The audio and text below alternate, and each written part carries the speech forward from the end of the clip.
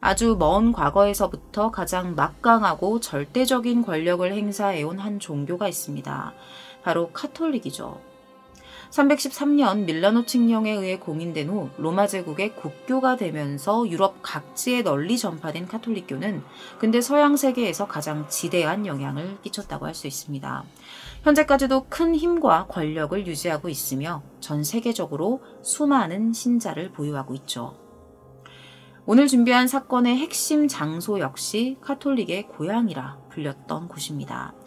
바로 미국 메릴랜드주에 위치한 볼티모어. 이곳에서 가장 유명하다는 키어 대주교 고등학교였습니다. 이 학교는 교장과 교감을 포함한 모든 교직원들이 성직자였죠. 당대 최고로 선망받던 학교였기에 학생들은 너나 할 것 없이 이곳으로 진학하기를 꿈꿨습니다. 그런데 이곳에서 어떤 일이 벌어졌다는 것일까요? 어떤 일이 벌어졌길래 이 사건의 핵심 장소가 되었다는 것일까요? 1942년으로 시간을 돌려보겠습니다.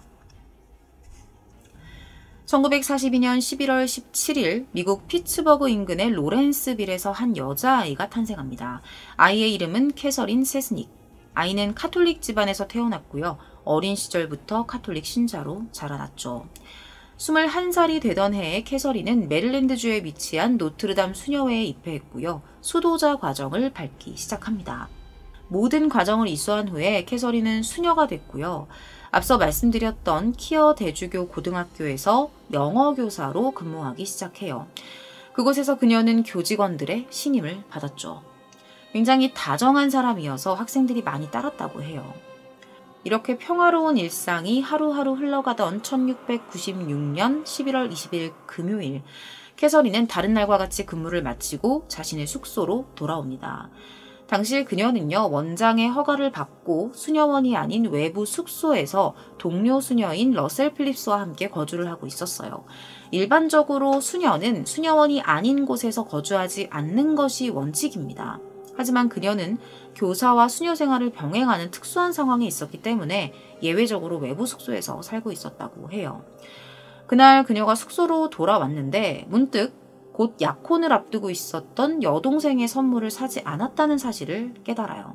마침 집에 먹을 빵도 떨어진 참이어서 그녀는 자신의 차를 이용해서 한 8km 정도 떨어진 에드민턴 쇼핑몰이라는 곳에 방문을 합니다.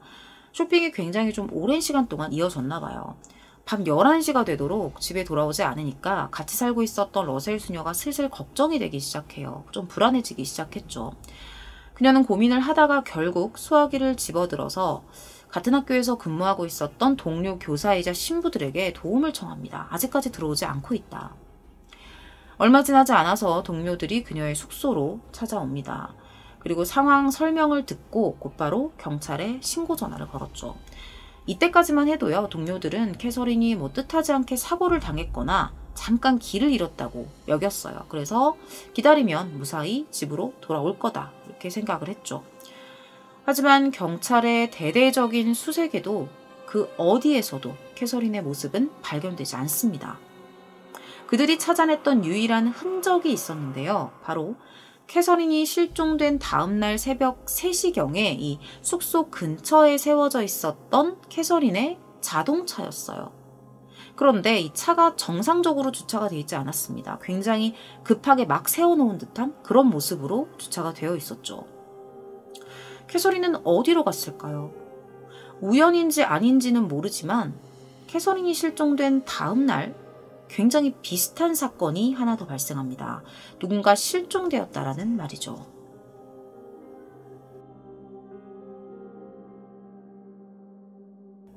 실종자는 20대 여성이었어요. 볼티모어 랜즈다운에 거주하고 있었던 조이즈 말레츠키라는 사람이었습니다. 11월 21일 늦은 저녁에 이 말레츠키 역시 쇼핑을 하기 위해 집을 나섭니다. 당시 그녀와 함께 있었던 부모님의 증언에 따르면 말레츠키가 나갈 준비를 하던 중 TV에서 캐서린 수녀의 실종에 관한 뉴스가 나오고 있었다고 해요. 뉴스를 보다가 딸이 나가려고 하니까 걱정이 됐겠죠. 그래서 현관을 나서려는 딸에게 조심해라, 빨리 들어와라 하면서 걱정스러운 목소리로 당부합니다. 말레츠키는 패스트푸드점에서 일하고 있었던 오빠를 찾아가서 자신의 차를 주고 오빠의 차를 몰고 쇼핑몰로 향합니다. 그런데 이 모습이 그녀의 마지막 모습이었어요. 이 사건 당일에 말레츠키가 몰고 갔던 오빠의 차는요, 집 인근에 있었던 주차장에서 발견이 되었고요. 차 안은 텅 비어 있었습니다. 그리고 안타깝게도 말레츠키는 차량이 발견된 지 하루 만에 강가에서 주검으로 발견됩니다. 두 손은 결박당해 있었고요. 얼굴 앞쪽이 강물에 처박힌 채였습니다. 목에는 자상이 있었는데요. 이것이 직접적인 원인으로 보였습니다. 하루 사이로 여성들이 사라집니다. 모두 20대의 젊은 여성이었습니다. 실종 시기도 비슷했고 마지막까지 타고 있던 차량이 자신의 거주지 인근에서 발견되었다는 공통점까지 가지고 있었어요. 하지만 먼저 실종됐었던 캐서린은 생사조차 확인할 수 없는 상황이었기 때문에 섣불리 이 두 가지 사건이 무조건 연관이 있다 이렇게 단정지을 수는 없었죠. 말레츠키가 발견된 현장에도요. 그녀의 신체 어느 부분에서도 진범을 지목할 수 있는 단서는 나오지 않습니다. 그렇게 이 사건 역시 미궁 속에 빠지게 됐죠. 그런데 이 캐서린이 실종된 날로부터 약 2달 정도가 흐른 1970년 1월 3일 그녀가 살던 숙소에서 수킬로미터 떨어진 한 도로 옆에 외진 쓰레기 소각장에서 한 구의 시신이 발견됩니다. 발견한 사람들은 그곳을 지나가고 있었던 사냥꾼들이었어요. 신원을 확인해 본 결과 캐서린이었습니다. 발견 당시에는 똑바로 눕혀져 있는 상태였는데요. 부검 결과로는 둔기로 머리를 가격당하기라도 한 듯이 두개골이 심하게 함몰되어 있었고요. 그것이 사인으로 밝혀집니다. 보통 사건이 아니죠. 수사가 바로 시작됩니다. 당시 그녀와 함께 살고 있었던 그 수녀는 물론이고 그녀와 교제 중이었던 제리코브라는 남성이 있었는데요. 그 사람을 비롯한 수많은 사람들이 용의선상에 올라요. 하지만 이 현장과 시신에 직접적인 증거가 없었고 목격자가 전혀 존재하지 않았기 때문에 캐서린이 도대체 언제 어디에서 이런 일을 당했는지 밝혀낼 수가 없었어요. 문제는 이 사건의 숨은 미스터리가 아직까지도 풀리지 않았다는 점입니다. 숙소 인근에서 발견됐었던 그녀의 차량 그리고 그 안에 캐서린은 없었어요. 그런데 이상한 건 시동은 걸려 있었습니다. 즉 자동차 키는 꽂혀 있었다는 거죠. 하지만 캐서린이 이곳에 차를 주차했을 가능성은 매우 낮았어요. 왜냐하면 여기는 쇼핑몰 방향도 아니었고요. 설사 근처에 볼 일이 있다고 하더라도 조금만 더 가면 내가 살던 숙소 주차장이 있었기 때문에 굳이 여기를 사용할 이유는 크게 납득이 가지 않는다는 거예요. 더군다나 이 대충 세워놓은 듯한 자신의 자리가 아닌 다른 곳에 대충 세워놓은 듯한 차의 상태가 그녀의 평소 모습과는 좀 많이 달랐다는 겁니다. 평소에 성격이 좀 이런 사람들 있잖아요. 남한테 피해주는 거 굉장히 불편해하고 싫어하는 사람. 그런 사람이었대요, 캐서린이. 그런데 이런 사람이 차를 이런 곳에 이런 식으로 주차를 한다? 조금 어렵다는 겁니다.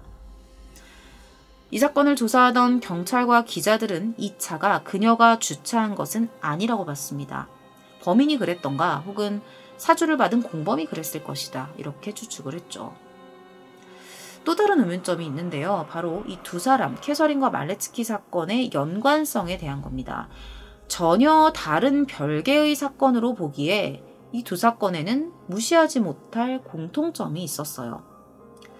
사람들은요, 캐서린에게 범행을 저지른 범인이 이 사건에 대한 관심을 돌리기 위해서 혹은 연쇄사건으로 위장하기 위해서 말레츠키를 대상으로 범행을 저지른 것이 아니냐는 주장을 내세우기도 했습니다. 첫 번째 사건을 덮기 위해서 이런 행동을 하지 않았느냐라는 것이죠. 같은 동네에서 벌어진 만큼 대상 탐색과 위장이 용이했을 것이라는 추측에서 비롯된 가설이었습니다. 범인이 처음에 캐서린에게 범행을 저지르고 근처에서 적당한 대상을 찾다가 우연히 말레츠키를 발견했고 자신의 계획을 실행에 옮겼을 수 있죠. 일각에서는요, 두 사건 중에 한 사건이 풀리면 다른 한쪽 역시 자연스럽게 해결될 거라는 입장도 있었습니다. 그러나 시간이 아무리 지나도 이 사건은 풀릴 기미를 보이지 않습니다. 영원히 미제 사건으로 남느냐, 조금이라도 실마리를 잡느냐의 갈림길에서 오도 가도 못하는 상황이 된 거죠. 그런데 이때 목격자가 나타나요. 무려 사건 발생 30년 후에 말입니다.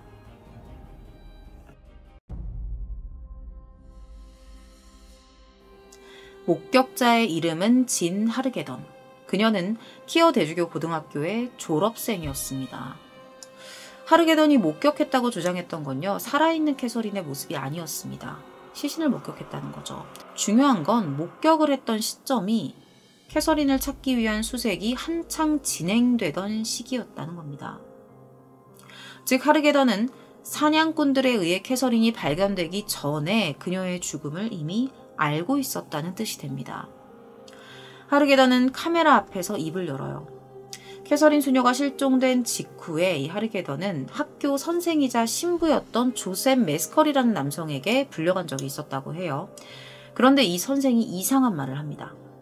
내가 캐서린이 있는 곳을 아니까 만나게 해줄게. 같이 가자. 하면서 이 하르게던을 인적이 드문 어느 동네로 데려갔다는 겁니다. 그리고 그곳에 정말로 캐서린이 있었어요. 물론 살아있는 모습은 아니었죠.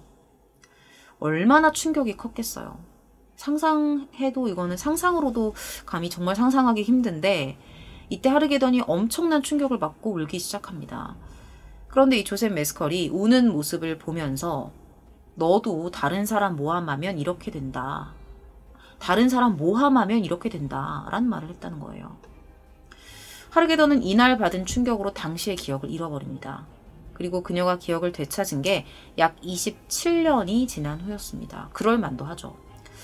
너무 늦었지만 뒤늦게라도 진실을 알리기 위해 그녀가 용기를 낸 것이죠. 이렇게 그녀의 증언을 통해 조셉 메스컬이라는 남성을 아주 유력한 용의자로 놓고 조사가 시작됩니다. 그 결과 아주 놀라운 사실들이 드러나게 되죠. 조셉 메스컬은 1960년대 당시에 키어 대주교 고등학교에서 선생으로 근무하던 신부가 맞습니다. 그런데 굉장히 질이 나쁜 사람이었어요. 쓰레기였죠. 동료 신부인 매그너스와 함께 지속적으로 이 학교 내에 있었던 여학생들을 겁탈했고요. 그 과정에 본인들만 그런 짓을 한 게 아니라 외부의 남성들을 끌어들입니다. 외부의 남성들 어떤 사람들이었을까요? 여러분들 고해성사 아시죠? 이 고해성사와 상담을 핑계로 학생들을 자신의 사무실로 불러내요. 그리고 이 모든 원흉이 네 잘못이다 라면서 가스라이팅을 시도했던 거죠. 이것이 그들의 범행 수법이었습니다. 더군다나 조셉 메스컬은 심리학까지 전공했기 때문에 이 사람의 심리와 생각을 조종하는 데 굉장히 능숙했다고 해요. 학생들의 약점을 파악하고 교묘하게 그걸 이용하거나 신앙을 이유로 자신에게 복종시킨 거죠. 하르게던 역시 그에게 고해성사를 하러 갔다가 이런 일을 당했던 겁니다. 그런데 더 충격적인 건 당시 학교 내에서 몇몇 교사들이 제가 앞서 말씀드린 이 모든 충격적인 사실을 다 알고 있었음에도 다들 모르는 척을 했던 거예요. 그런데 여기서 그 중에서 유일하게 학생들을 외면하지 않은 사람이 바로 캐서린 세스닉 수녀였습니다. 이 신부들의 범행, 악행을 캐서린이 눈치를 채요.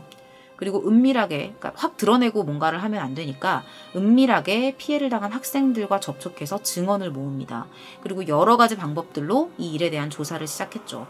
실제로 캐서린은 이 사건을 공개적으로 폭로해버릴 생각이었다고 합니다.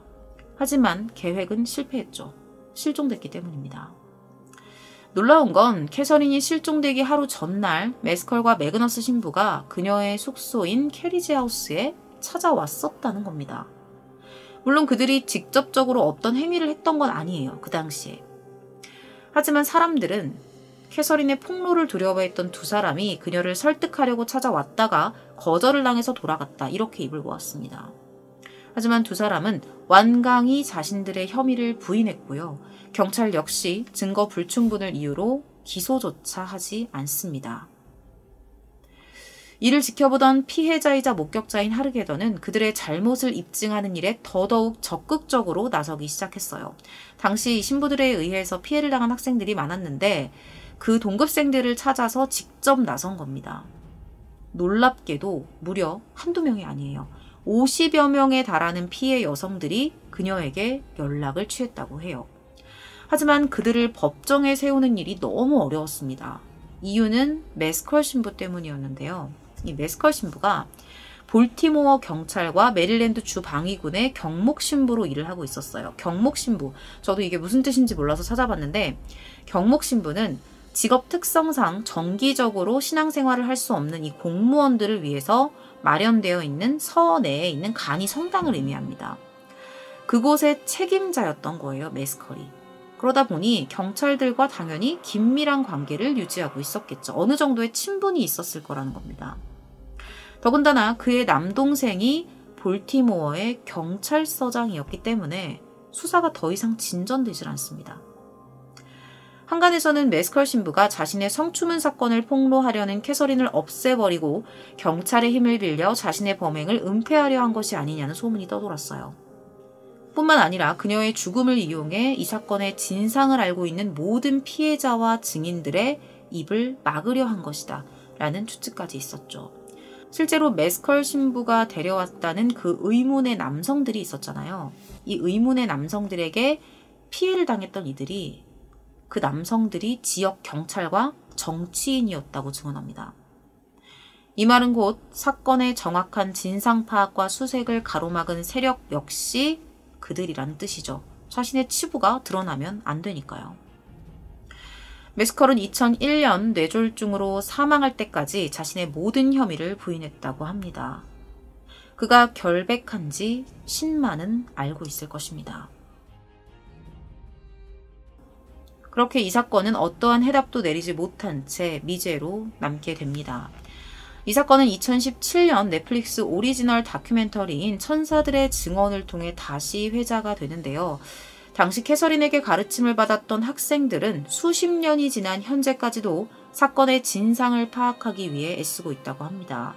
해당 영상이 공개된 후 볼티모어 대교구는 이 천사들의 증언과 관련된 질의응답 사이트를 마련했다고 해요.